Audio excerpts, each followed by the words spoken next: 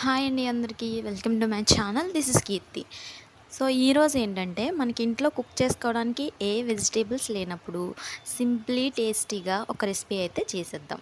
మనకి 3 ఇంగ్రీడియంట్స్ ఉంటే చాలు ఈ రెసిపీ అనేది రెడీ అయిపోతుంది. సో ఆ రెసిపీ ఏంటంటే ఎగ్ రైస్. ఎగ్ రైస్ చేయడానికి చాలా తక్కువ టైంలో ఈజీగా రెడీ అయిపోతుందన్నమాట. సో 3 ఇంగ్రీడియంట్స్తో ఎగ్ రైస్ ఏంటి అని అనుకుంటున్నారా? లేట్ ఎందుకు, స్టార్ట్ చేసేద్దాం. ఈ వీడియో ఎవరైతే చూస్తున్నారో మన ఛానల్ని అయితే సబ్స్క్రైబ్ చేసుకోండి, అలానే మీ ఫ్రెండ్స్కి షేర్ చేయండి. ముందుగా అయితే కడాయి తీసుకొని అది కొంచెం హీట్ అయిన తర్వాత ఆయిల్ అనేది యాడ్ చేయండి.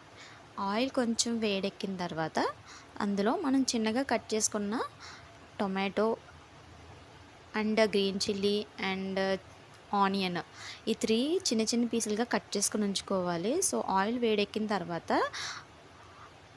ఆనియన్స్ అనేది ఆ ఆయిల్లో వేసుకొని కొంచెం ఫ్రై చేసుకోవాలి. అవి కూడా లైట్ బ్రౌన్ కలర్ వచ్చే వరకు ఫ్రై చేయాలి. అవి ఫ్రై అయిన తర్వాత మనం అందులో పచ్చిమిర్చి, టొమాటో కూడా యాడ్ చేసుకొని అవి కూడా కలుపుకొని ఫ్రై చేసుకోవాలి. అవన్నీ ఫ్రై అయిన తర్వాత టేస్ట్కి తగ్గట్టు మనం సాల్ట్ అనేది యాడ్ చేసుకోవాలి.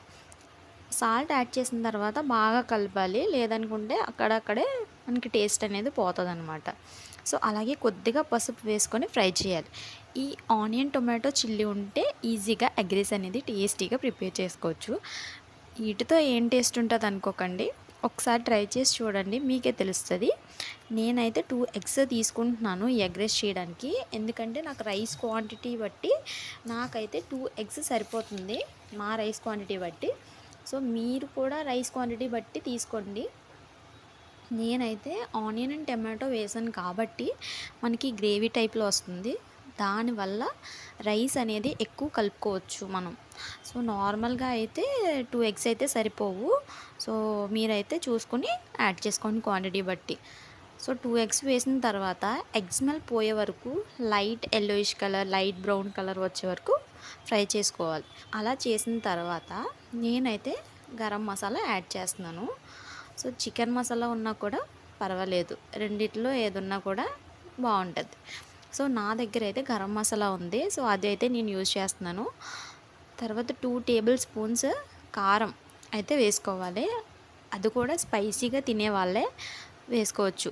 మీడియం నార్మల్గా తినే వాళ్ళు అయితే 1.5 స్పూన్, 1 స్పూన్ అయితే సరిపోతుంది. సో అది బాగా ఫ్రై అయ్యే వరకు ఫ్రై చేసుకొని ఆయిల్ అనేది పైకి వచ్చే వరకు ఫ్రై చేయాలి.